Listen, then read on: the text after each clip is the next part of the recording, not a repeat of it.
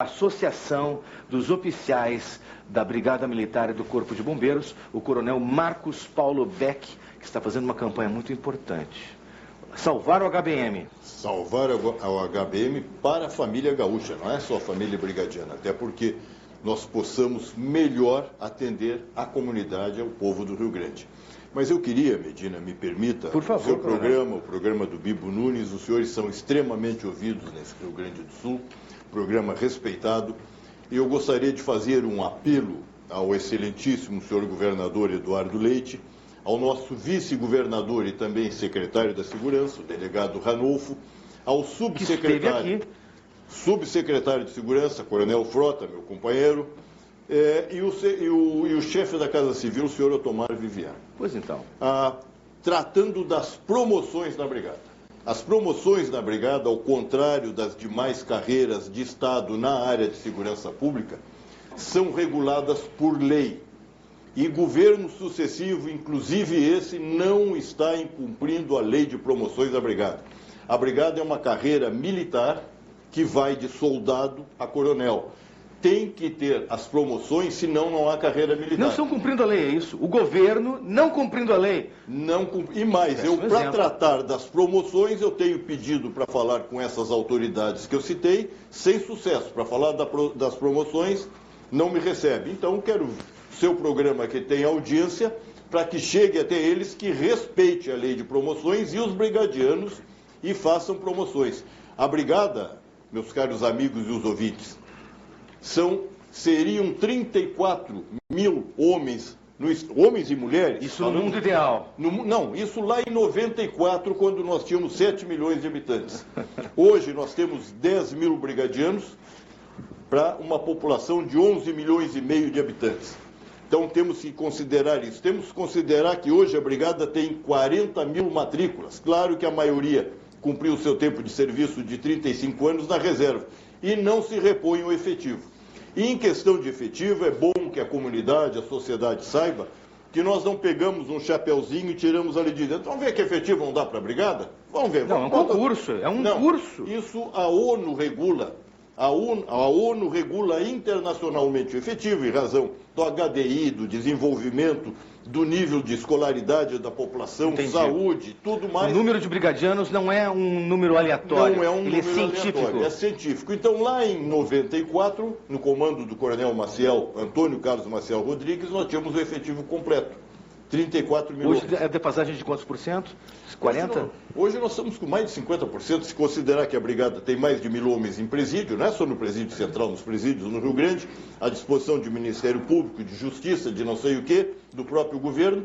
Então nós temos aí para a comunidade 10 mil homens. Está dado muito importante esse recado. Governador, por favor, receba o presidente da Associação dos Oficiais. Ou apenas promova. Ou o delegado Ranolfo. Bom. Por amor de Deus. Doenças raras, coronel, também são um assunto que a gente tem que tratar hoje. Ataxias. Coronel. Pois não. Boa noite, coronel. Tudo bom? Boa noite. É uma satisfação ter o senhor aqui. É a primeira vez que eu lhe entrevisto. Coronel Marcos Paulo Beck, presidente da Associação dos Oficiais da Brigada Militar e do Corpo de Bombeiros. Como é que diz? ASFO-BM? Não, ASOF-BM. ASOF-BM? ASOF-BM. O senhor foi da Brigada Militar. Eu sou da Brigada Militar. O senhor é da Brigada Militar. Nós não nos aposentamos. Pois então. Nós somos transferidos para a reserva. E enquanto na reserva nós estivermos, podemos ser convocados para ativa a qualquer momento. Então nós temos um vínculo permanente com as nossas corporações. Muito interessante. Isso é um conceito bem interessante de esclarecer. Eu não sabia disso. Policial militar brigadiano não se aposenta, vai para a reserva e é diferente. Bom, mas vocês têm uma campanha muito meritória, certo? Que é a da saúde. Exatamente. Nós temos 2 hospitais da Brigada. Nós temos o HBM, que nós chamamos Hospital da Brigada Militar de Porto Alegre, e o Hospital da Brigada de Santa Maria. Para ter uma ideia, o Hospital da Brigada aqui de Porto Alegre atende por mês, em caso de emergência, mais de 3 mil companheiros nossos são atendidos em emergência. Mais de 3 mil por mês só em Porto Alegre? Só em Porto Alegre. Santa Maria, como pega o meio do estado, centro-oeste, é uma zona bastante grande. chega a atender até 4.500 homens. A maior parte do atendimento é feito para brigadianos ou tem algum outro tipo de segurado? O hospital ele foi construído, foi feito por nós. Ele não foi, digamos assim, uma construção do Estado do Rio Grande do Sul. O patrimônio os hospitais são patrimônio do Estado, mas antes de serem patrimônio do Estado, são da Brigada Militar. E antes de serem da Brigada Militar, eles são dos brigadianos, porque nos hospitais, principalmente o de Porto Alegre, que foi o último a ser construído nos anos 60, começo dos anos 70, ele foi construído com a doação de cada brigadiano. Cada um de nós doávamos, à época, um dia de vencimento por mês para a construção do hospital. Que bacana, construído para a posteridade isso. Né? E alguns de nós, por exemplo, à época da construção do hospital, eu estava na academia, era cadete, e como cadete nós tínhamos 4 anos de academia, aulas de manhã e de noite, mas regime de internato, inclusive final de semana.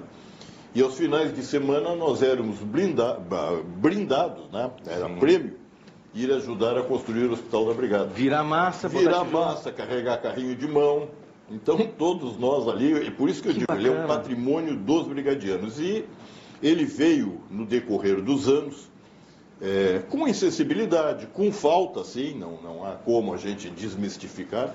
Os governos não olham para a saúde como deviam olhar, e a Brigada é uma força, é a primeira linha de defesa do Estado, é o policial. É o fronte de batalha. É a primeira. Nada começa sem antes passar pelo policial ali na frente de batalha e pelo bombeiro. Então, nós temos enfrentamento diário, não é só quadrilhas de banco, é o marginal de uma maneira geral, o malfeitor de toda ordem. Tá? Traficantes, toda assaltantes ordem, de banco, mal-intencionados. Cada vez a lei se encolhe menos e o crime avança mais. Mas cada vez nós estamos mais presos. Qualquer dia nós vemos, como dizia Mayakovsky, vemos os cães ladrando dentro da nossa casa e nós da rua vamos assistir. Então, esse enfrentamento contra o crime... Nós não estamos presos em casa, estamos presos fora de casa. Não, qualquer dia nós da rua vamos ver eles ladrando dentro da nossa casa. É o cachorro fazendo... É o poste fazendo xixi no cachorro. A inversão completa de valores. A gente tem que lutar contra isso. Então, nós fizemos uma campanha, até para que o hospital não possa parar, e nós temos uma... Hoje mesmo, ainda mostrava para a jornalista que me acompanha, nós tivemos um capitão que se suicidou aqui em Porto Alegre, suicídio, e tivemos um Major Terra em São Paulo. Por quê, na sua opinião? Essa é uma coisa assim que... O senhor não é especialista em psicologia? Não sou, mas a gente não é especialista em generalidade. Tem numa associação que olhar para tudo, defender tudo, tanto é que nós temos uma cartilha orientando hoje nosso pessoal a como os circunstantes podem evitar o suicídio e a própria pessoa lendo possa se situar. É muito comum o suicídio entre policiais? Eu vou lhe dar um dado que é estarrecedor. Esses são dados estatísticos, foi publicados em revista científica. Nós temos um índice de suicídios no Brasil. Isso é científico, é dado, é fato. O Rio Grande do Sul tem o dobro, basicamente o dobro do índice de suicídio do Brasil. Sim, eu sei. E a Brigada Militar tem 2 vezes o índice de suicídio do Rio Grande do Sul. Ou seja, nós temos 4 vezes mais entre policiais. Mais entre policiais. Isso é por causa da pressão? Primeiro, como é que vive um policial? Hoje, onde mora o policial? Onde habita o policial? Onde mora o bandido, normalmente. Onde mora o bandido.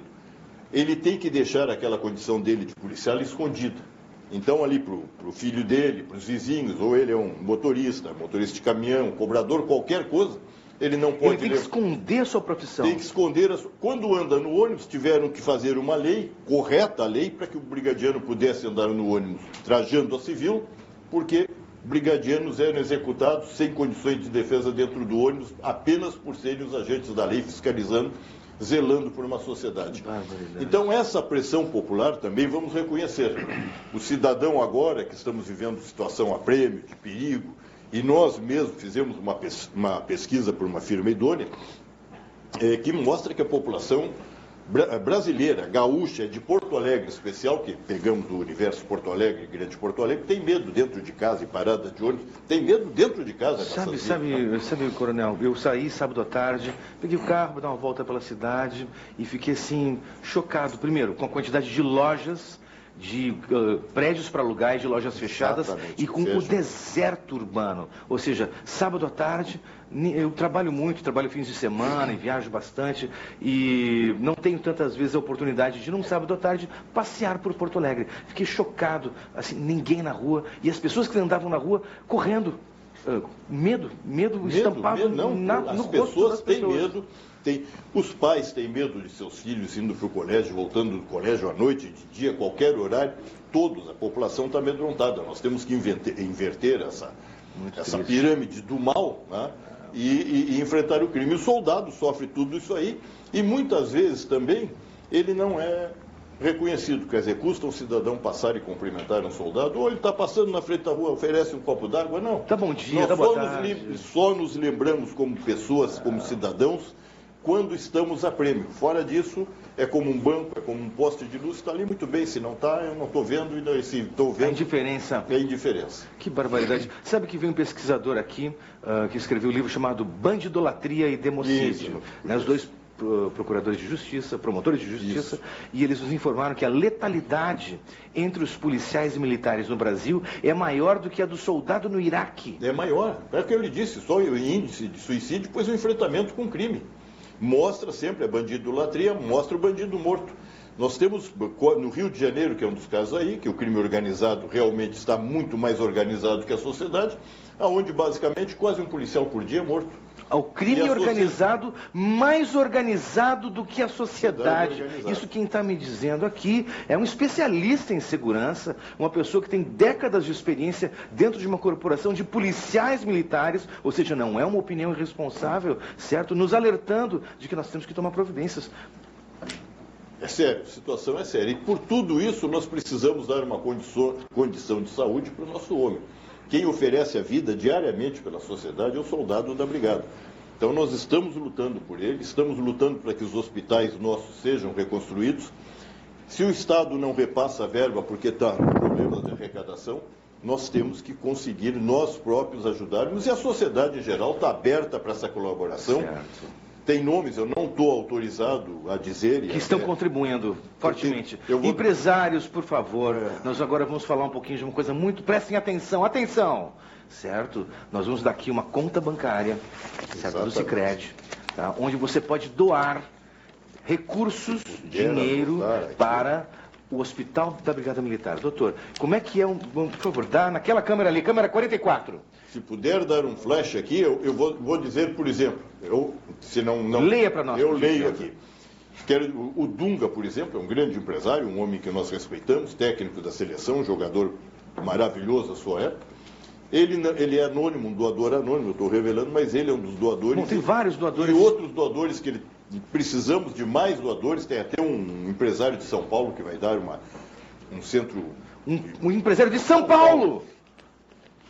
Cadê nossos empresários gaúchos? Vamos lá. Sicredi, né? Banco Sicredi. Banco o Sicredi 1000. É o Sicredi 1000. Né? Sicredi 1000. 748. 748. Certo. Agência 0185.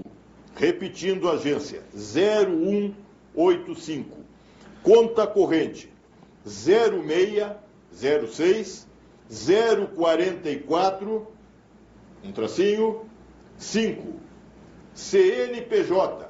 O CNPJ para doação 02.579.915/0001-29. Qualquer valor para os hospitais da Brigada Militar. Nós vamos escrever isso aqui embaixo, certo?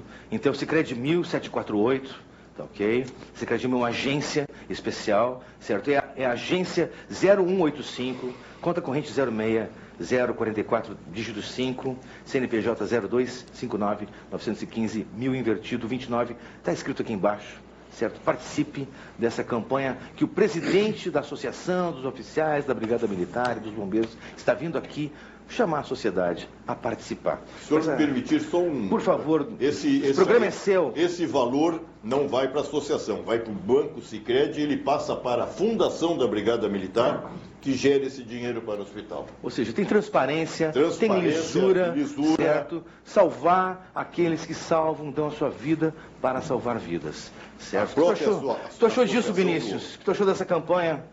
Eu acho maravilhosa, porque nós precisamos realmente dar condições não só ao policial, mas à sociedade gaúcha.